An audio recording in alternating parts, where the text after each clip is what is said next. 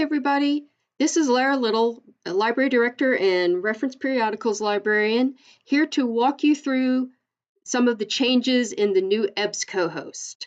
I am assuming with this that you do have some familiarity with Ebscohost, and my primary goal here is to show you what's different in the new version. So from our website, if you typically access it by going to choose a database and clicking Ebscohost, that's where your first change is. So I will do that. And whereas previously that would take you to a list of databases and you would select which ones you want, now it takes you to a search screen with all of the databases automatically selected. So if you don't want to search all 25 databases at once, you just click on that where it says all databases, and then you can uncheck select all and then select the ones you want. So for today, I am going to search the psychology things and click select. And now it's just searching those specific databases. If you follow one of our links directly to a database, so if you go directly to CINAHL or directly to Ebscohost, it will bypass that and it will take you straight to the search screen, which we are looking at here. So this part is basically more or less like it was. And then down below, you have some limiters.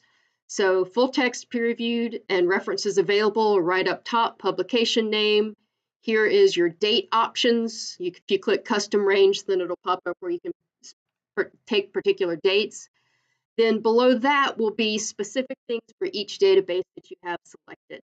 So for example, in psych articles where you can go in and choose age groups and population groups and all those sorts of things, those are right down at the bottom below the basic things. You can also search options, gives you the option of find all of my search terms, any of my search terms, and all of those things that were available before. Publications is how you find a particular journal that's in there, etc. So I'm going to do a sample search.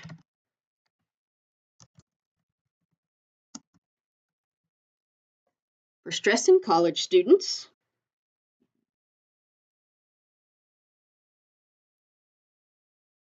And here's our results. And the first biggest and most obvious change is that previously when you did a search, all of your filters were over on the left, and they're not anymore. They're now up top. So here's something for click to get all full text, click to get all peer-reviewed journals. And one thing that I think is kind of nice, peer-reviewed is now signified by this little gold thing with a check mark in it that makes it kind of more obvious that it's a peer-reviewed journal. I like that. Date is right here for the most obvious things, and source type for journals or what have you. Everything else is under all filters.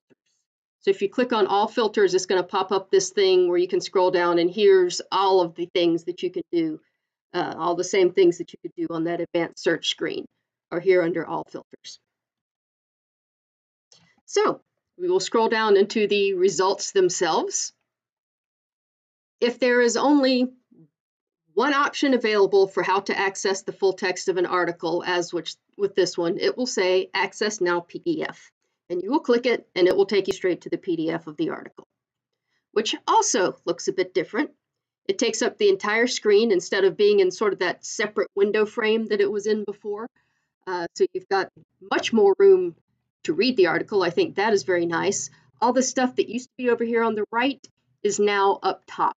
So save the item, cite it, add it to project. At the end of this, I'll explain the difference between saving and projects. Share it if you want to. This gives you the options to save it to your Google Drive or email it or what have you. Download it to your device, print. Search it is not actually active yet. It says coming soon, and listen to it if you want to have it read to you. And you can X out that annoying little bar right there. And then here's the back button to get back to your list of results.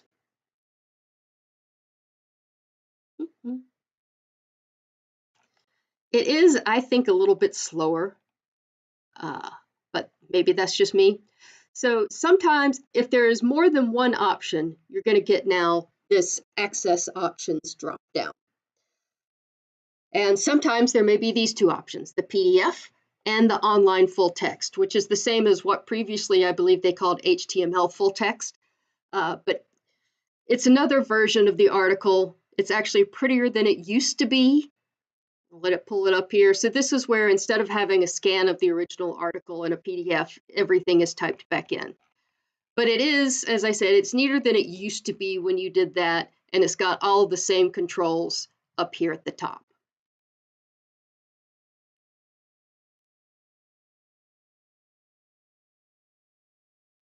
So you'll see that for a lot of things, actually, either the Access Now PDF or the two options like that. But sometimes you might see these three options. This comes up when the article is not actually full text in Ebscohost, but it is available and the PDF is easy for the system to get to. So if you see these three options and one of them is View PDF, then just click on View PDF. It's going to take you out of Ebscohost to wherever the article is, but it's going to take you straight to the PDF, just like this. So in this case, it looks like it was at Springer Online. This was probably an open access article, meaning they made it available to everybody. So you can scroll down and it's going to open it in whatever PDF reader you have in your browser or on your machine. And it's typically going to do it in a new window. So I will jump back over here.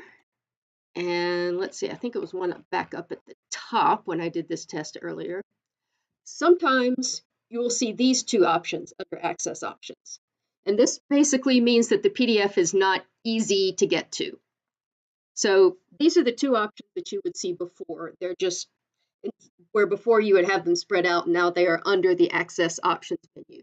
So check for full text at Hyper is going to do what it did before. It's going to check and see if we have access to this article in any way, shape, or form in any database. And if we do, it will take you there. Oh, this is trying to take us back. And of course, it will sometimes give you a mistake because I'm recording this. So of course it did.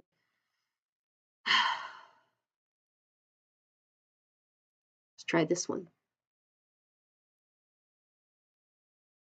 Yeah, so sometimes it will take you straight to it. Sometimes it will take you to this screen that says that we don't have access to this article at all. And if it does, you just close out that screen and go back in here and choose request this item through interlibrary loan, just like you would have before. And this is actually still the old interlibrary loan request form. Nothing has changed with this at all, although they have said that there is supposedly going to be a newer, more updated form coming soon. And I hope that it will allow me to change library card number to student ID and to not require an address. But we will see. At any rate, close out of that window. So those are the different ways to access articles and what it looks like now. So show you a few other things here. If you click on the three dots beside an article, that gives you the site, add to project, share, and download for the individual article. And let's talk a little bit about what saved items means versus projects. So actually, let me log out of my Ebscohost right quick so that I can show you what this is going to look like if you're not logged in.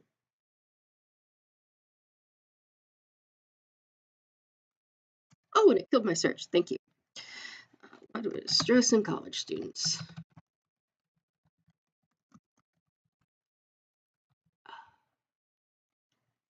Okay, sorry, I paused the recording to get back to where I was because it was being weird. I am still learning this too, you guys, honestly. But so, you've got your little save things here, and if you check it, it's going to pop up this message, add it to your save items, sign into my Ebsco account to keep your saved items forever. So I can save a couple of things here, it'll keep popping that up, and then I can go over to where it says saved, and it will pull up what I just marked. So if you're just doing something quick and you don't need to save your stuff from one time to the next, that's what it's going to do. If you do want to save your things from one time to the next, you'll notice it's really prompting you to sign into my Ebscohost. If you don't have an account, create one. It's free. You basically just give it your email and pick a password. I'm going to sign into mine right here.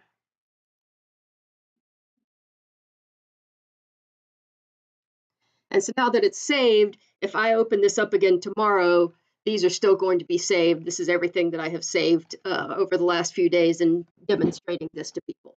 So it will save that. It will also, you can look at your searches, so you can save a search so that you can go back and do it at another time. Now the difference with that and projects, let me get back to my results here.